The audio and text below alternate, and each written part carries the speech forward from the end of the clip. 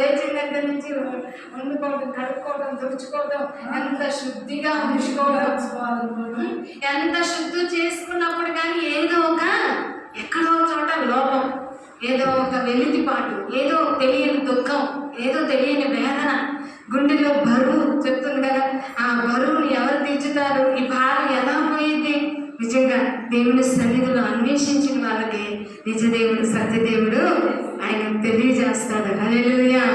మరి అలాగా అంత పూజలు చేస్తాం నిష్టగా ఉండి కూడా మరి ఈ మహనీయుడిని చక్కగా రుచి చూచి ఎరిగి ఈరోజు ఈయనకి సాక్షిగా నిలబడినటువంటి మరి కుటుంబాన్ని ఇంకా దేవుడు గొప్ప పరిచర్య చేయుదురు కాక. దేవుడు ఇంకా అనేక ప్రాంతాల్లో దేవుని సాక్షులుగా వాడబడుదురు గాక. మరి నిజంగా అక్క చెప్పినట్లుగా గుంటూరు నుంచి వచ్చేటప్పుడు ఆ గేట్లు పట్టుకొని ఏడ్చాం. నాకు ఇప్పటికీ కూడా కళ్ళల్లో మెదులుతానే ఉంటుంది.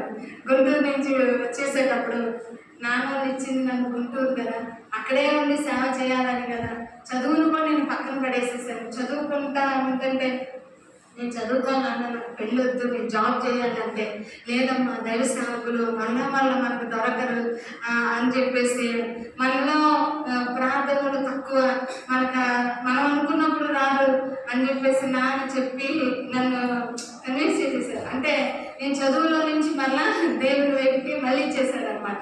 నాకైతే ఒకటే జాబ్ చేయాలనుకునేది. మరి అప్పుడు అలాంటి సమయంలో నా చదువును కూడా పక్కన పెట్టి గుంటూరులో పరిచర్య చాలా చక్కగా అక్క వాళ్ళు బాగా చేసేవాళ్ళు, చాలా ప్రేమించేవాళ్ళు, మమ్మల్ని ఒక్క పని చేయించేవాళ్ళు కాదు, ఇంట్లో మొత్తం పని చేసి పెట్టేవాళ్ళు చక్కగా. ఏ రోజు కూడా మాకు కష్టం అనేది తెలిసేది కాదు. చాలా హ్యాపీగా ఉన్నాం. 7 నెలలు ఉన్నాం మేము అక్కడ, చాలా బాగున్నాం. అక్కడి నుంచి తిరిగి మళ్ళా బయటికి పంపిస్తుంటే ఆ గేట్లు పట్టుకొని ఏడ్చేస్తాను, ఆ మందిరపు గేట్లు. ఈరోజు కూడా నాకు గుర్తు. ధనమ్మక్క గారు అప్పుడు ఉన్నారు, మీరు కుమార్ ఆంటీ, ధనం గారు, వీళ్ళందరూ పెద్దవాళ్ళందరూ ఆంటీ వాళ్ళు. మళ్ళీ అమ్మమ్మలు ఉన్నారు కదా, శెట్టి అమ్మమ్మ, నారాయణ అమ్మమ్మ, వీళ్ళందరూ ఉన్నారు. వీళ్ళందరూ కూడా పాపం ఏడుస్తూనే ఉన్నారు. ఒకసారి నేను అనంత బాబా ఇక్కడి నుంచి అన్నయ్యా, ఎప్పుడు నేను మళ్ళీ ఇక్కడికి నేను రావాలయ్యా, గేట్లు పట్టుకొని ఏడ్చాను. మళ్ళీ మీరు రావాలమ్మా అని అమ్మమ్మలు కూడా చాలా ఏడ్చేశారు అనమాట, బాధపడ్డారు. చిన్నబ్బాయి అంటే మాకు ఇష్టం అమ్మా, చిన్నబ్బాయి మళ్ళీ రావాలి అని ఏడ్చేశారు అనమాట. అందరూ చాలా బాధపడ్డారు. మళ్ళీ మధ్య కూడా ధనమ్మక్క ఇంట్లో ప్రేయర్ పెట్టిన రోజు వచ్చాం. దానం గారి దగ్గర మీరు రావటం లేదని బోర్లు పట్టుకొని ఏడ్చేసింది. నేను రావట్లేదు అంటే దేవుడు తీసుకొస్తాడు. హల్లెలూయా. ఆ సమయం వచ్చినప్పుడు దేవుడు మళ్ళా తీసుకొస్తాడు. ఆయనకి అసాధ్యమైంది ఏదీ లేదు. ఎందుకంటే ఇవన్నీ ఒక సాక్ష్యం. ఇంత జీవితంలో జరిగిన ఇన్ని మలుపులు తిరిగిన ఎంతగా దేవుడు మళ్ళా తీసుకొచ్చి ఆ స్థానంలో నిలబెట్టాడు అని సాక్ష్యం చెప్పడం కోసం గట్టిగా దేవుని స్తుతిద్దామా. హల్లెలూయా, హల్లెలూయా. క్రీస్తు యేసునందు పడిన మీ ప్రయాసం వ్యర్థముగా పోవు అంటున్నాడు పౌలు. పౌలు ఎన్ని పోరాటాల్లో పడ్డాడు, ఎన్నో అవమానాలు, నిందలు, ఎన్నో సార్లు చూడండి. గ్రామంలోకి వెళ్ళి సువార్త చేసింది. సువార్త చేస్తే రాళ్ళతో కొట్టి ఈడ్చి గ్రామం వెలుపులో పడేస్తాడట. హల్లెలూయా. ఏం చేశాడయ్యా అంటే, ఏం లేదు, సువార్తే, నమ్మండి యేసు ప్రభు రక్షకుడని, నమ్మండి యేసు మీకోసం ప్రాణం పెట్టాడని నమ్మండి, అదొక్కటే చెప్పింది. ఆ సువార్త చెప్పినందుకే కొట్టి చంపి పడేశాడు. హల్లెలూయా. ఇప్పటికీ లేకపోవచ్చు కానీ దేవుడు మాత్రం నమ్మదగిన దేవుడు. పౌలు రుచి చూసి తెలుసుకున్నాడండి. సౌలుగా ఉన్నప్పుడు ఎంత క్రూరుడుగా, హానికరుడుగా, హింసకుడుగా, భయంకరంగా ఉన్నటువంటి సౌలు యేసు ప్రభు సాక్షాత్ ఆయన ప్రత్యక్షతను చూశాడు. ఆ దర్శనాన్ని చూశాడు. ఒక వెలుగు వచ్చేసి ఆయన కొట్టడం చూసేశాడు. ఆయన కళ్ళల్లో ఉన్న పొరలు రాలిపోవడం చూశాడు. హల్లెలూయా. పాపపు పొరలు, లోక పొరలు, లోక సంబంధమైన ఆ పొరలన్నీ రాలిపోయినప్పుడు దేవుడి కోసం అంత సాక్షిగా మారిపోయారు. గట్టిగా చెప్పగలడు. హల్లెలూయా, హల్లెలూయా. ఈరోజు మరి అన్న కూడా చక్కగా తన జీవితంలో అన్నీ చూశాడు, అనుభవించాడు. ఇంకా దేవుని ప్రత్యక్షతను, ఆయన స్వరాన్ని వినగలిగాడు కాబట్టి ఈరోజు కూర్చోగలిగాడు దేవుని సన్నిధిలో. ఆయన సాక్షిగా నిలబడగలిగాడు. ఈరోజు సాక్షి చెప్పగలగడానికి చూడండి, చాలా మంది బంధువులు, స్నేహితులు, ఆత్మీయులు ఎన్ని పోరాటాలు వస్తాయి, అవును కదా. మీ అక్కలు ఎదుర్కొంటా ఉంటారు, అర్థమైంది. శ్రమ అంటే మామూలు విషయం కాదు, హల్లెలూయా. కానీ అయినా సరే ప్రభు కోసం చాలాలి, హల్లెలూయా. దేవుని కోసం నిలబడాలి, ఆయన సాక్షి బిడ్డలుగా మేము ఉండాలి, హల్లెలూయా. ఎంత ఎన్ని వచ్చినా సరే వ్యతిరేకతలు యేసు కావాలి అని, అదే నేను యేసులో ఉన్న గొప్ప ప్రేమ. ఆయన ప్రేమనే చూపించాడు ఈ లోకం. ఆ ప్రేమకి ఒక్కసారి ఏంటంటే ఆ ప్రేమలోకి వెళ్తే తిరిగి రాలేదు అనమాట. అంతగా ప్రేమిస్తాడు యేసే మనల్ని, హల్లెలూయా. యేసే కోసం చచ్చిపోవటానికైనా సిద్ధమే, రెడీ, హల్లెలూయా. అలాగా అయిపోతారనమాట. అంతగా దేవుని యొక్క క్రీస్తు ప్రేమ మనల్ని బలవంతంగా వేస్తారు. చూడండి, యేసు ప్రభు వారు ఆయన భూమి మీద నివాసం చేస్తున్న సమయంలో ఆయన శిష్యులతో ఒక మాట చెప్తున్నాడు. ఏమన్నా సువార్త ఒక 2 నిమిషాలు చెప్పి మనం ప్రభు బలలో మీకు భాష రావచ్చు అనుకుంటున్నాను. వెళ్దాము, చూద్దాం. ఏమన్నా సువార్త 6వ అధ్యాయం. యేసు ప్రభు వారు శిష్యులతో సంచారం చేస్తూ ఆయన శిష్యుల బృందంతో వెళ్తూ వెళ్తూ ఒక మాట అంటాడు, నా శరీరం తిని నా రక్తం త్రాగుగానే నిత్య జీవము కలవాడు అంటాడు. ఏమండి, శరీరం తినమంటున్నాడు, రక్తం తాగమంటాడు. మామూలు మనిషి యేసు ప్రభు మనట్లాగే శరీర మాంసాలతోనే జన్మించాడు ఈ భూమి మీద. శిష్యులతో తిరుగుతూ శిష్యులతో 3.5 సంవత్సరాలు ఈ భూమి మీద పరిచయం చేస్తున్నప్పుడు యేసు ప్రభు వారే అన్నారు, శిష్యులతోనే చెప్తున్నారు డైరెక్ట్ గా, నా శరీరం తిని నా రక్తం త్రాగువారు నిత్య జీవము గలవాడు. ఇదేంటి, నా శరీరం తిని నా రక్తం తాగమన్నాడు. వేసే శరీరం వేసే రక్తం తాగడానికి ఆయన మనిషి కదా. అని ఒక కోడి అనుకో తీసుకొచ్చుకొని కట్ చేసి లేకపోతే కాల్ చేసి దాన్ని తింటారు, అవునా కదా. ఇప్పుడు యేసు ప్రభు ఆయన మనిషిని ఎలా తినాలి అర్థమవుతుందా? మీకు కూడా ఆలోచన వచ్చిందా లేదా? ఏసే శరీరము ఏసే రక్తము మీరు అంటున్నాడు, నా శరీరం తిని నా రక్తం త్రాగాలే నిత్య జీవం పొందుకుంటారన్నాడు. ఇదిగో ఈ లోకంలో యేసు ప్రభు ఉన్నప్పుడు ఆయనతో పాటు శిష్యులందరూ తిరుగుతున్నప్పుడు 3 గుంపుల ప్రజలు ఉండేవాళ్ళంట. ఆయన అద్భుతాల కోసం వచ్చే వాళ్ళు ఉన్నారంట, స్వస్థతల కోసం వచ్చే వాళ్ళు ఉన్నారంట, ఇంకా ఆయన పెట్టే భోజనం కోసం కూడా వచ్చే ప్రజలు ఉన్నారంట, హల్లెలూయా. ఆ ప్రజలతో చెబుతున్నాడు అక్కడ, ఇదిగో నేను చెప్పేది మీరంటే మీకు అర్థం అవ్వచ్చు. ఏమంటున్నాడంటే, ఇదిగో మీరు భోజనం కోసం వస్తున్నారా, రొట్టెల కోసం వస్తున్నారా, లేకపోతే నా కోసం వస్తున్నారా? ఏంటంట, రొట్టెల కోసం వస్తున్నారా, నా కోసం వస్తున్నారా? అక్కడ ఉన్న ప్రజలతో అంటే వాళ్ళకి అర్థం కావట్లేదు. రొట్టెలు అంటే తినే ఆహారం. దేవుడు చెప్తున్నాడు, ఇదిగో ఈ ఆహారం, ఈ రొట్టెలని చూసారా, ఇది క్షయమైపోయింది, నేనిచ్చే ఆహారం అది అక్షయమైన ఆహారము, హల్లెలూయా. క్షయమైపోయే ఆహారం కోసం మీరు కష్టపడొద్దు, అర్థమవుతుందా? సముద్రాలు దాటి మీరు ఇంత దూరం రావద్దు, మీ ఊరు నుంచి దాటి నా కోసం పరిగెత్తకుండా ఇంత దూరం రావద్దు. ఏమంటే దేని గురించి చెప్తున్నాడు ఆయన? క్షయమైపోయే ఆహారం కోసం మీరు రావద్దు అన్నాడు. క్షయమైపోయే ఆహారం ఏంటంటే రొట్టెల కోసం అంట. 5 రొట్టెలు 2 చిన్ని చేపలు ఏం చేశాడు దేవుడు? 5,000 మందికి పైన పంచిపెట్టాడు, హల్లెలూయా. ఇదిగో ఈ రొట్టెల గురించి చెబుతున్నాడు ఇక్కడ యేసు ప్రభు. ఈ రొట్టెల కోసం అయితే మీరు రావద్దండి. అలాంట సముద్రాలు దాటి వస్తున్నారంటే యేసయ్య వాళ్ళ మనసులో ఉన్న ఆలోచన దేవుడు అంటాడు, క్షయమైపోయే ఆహారం కోసం అయితే మీరు రావద్దండి, ఇదిగో అక్షయమైన ఆహారం ఉంది. అదేంటో తెలుసా? నేనే జీవాహారం, హల్లెలూయా. యేసు ప్రభు అక్కడ చెబుతున్నాడు, ఇదిగో జీవాహారం నేనే, నా యందు విశ్వాసం ఉంచువాడు నశింపగా నిత్య జీవం పొందుకుంటాడు, హల్లెలూయా.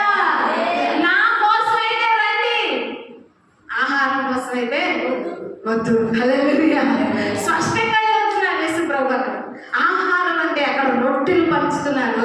ఆ రొట్టెలు పంచుతున్నప్పుడు ఈ విషయాన్ని అక్కడ సంభాషణ అంతా జరిగింది. అక్కడ ఈ విషయాన్ని చెప్తారు. తర్వాత ఇంకా ముందుకు వెళ్తే అక్కడ చదువుతాడు, నేనే జీవాహారం. చదువుతానమ్మా, జీవాహారాన్ని నేనే, క్షయమైపోయే ఆహారం కోసం రావద్దు అనే విషయాన్ని కూడా యేసు ప్రభు అక్కడ అధ్యాయం 27 చదవండి.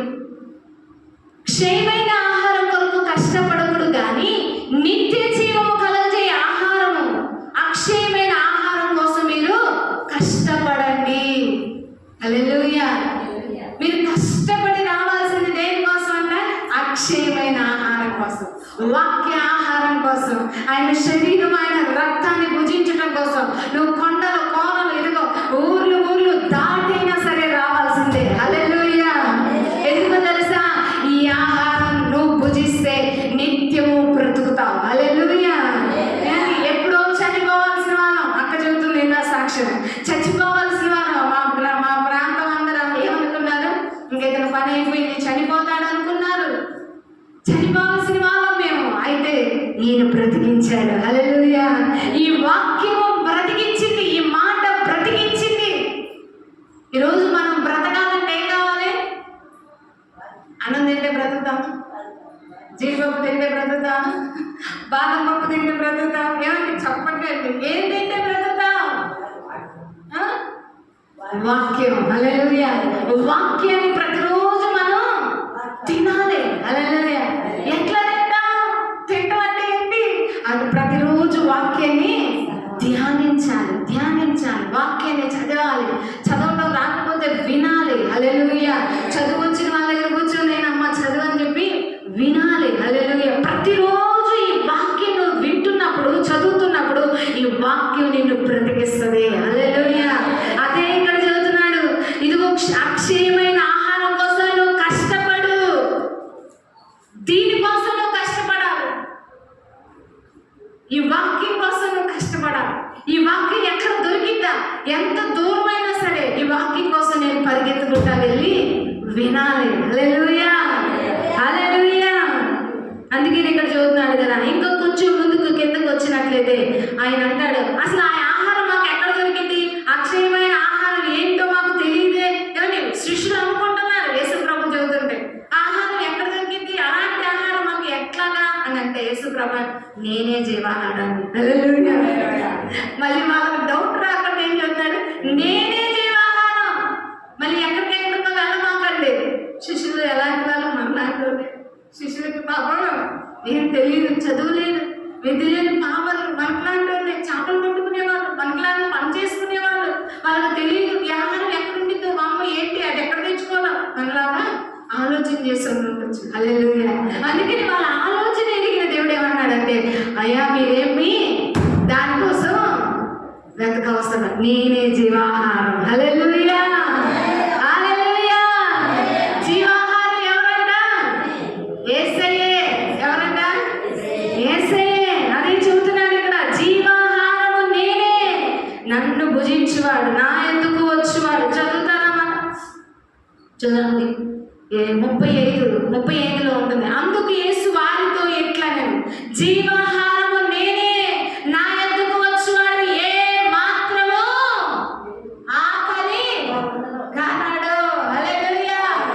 నా యొద్దకు వచ్చువాడు ఎంత మాత్రం ఆకలి కొనడు. నా యందు విశ్వాసం ఉంచువాడు ఎప్పుడును కూడా తప్పికొనడు. హల్లెలూయా. కానీ ఎంత గట్టిగా చదువుతున్నాడు దేవుడు.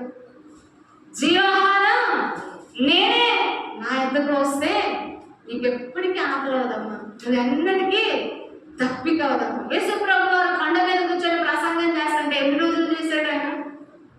హలో, వింటున్నారా? ఎన్ని రోజులు చేశాడు చెప్పండి?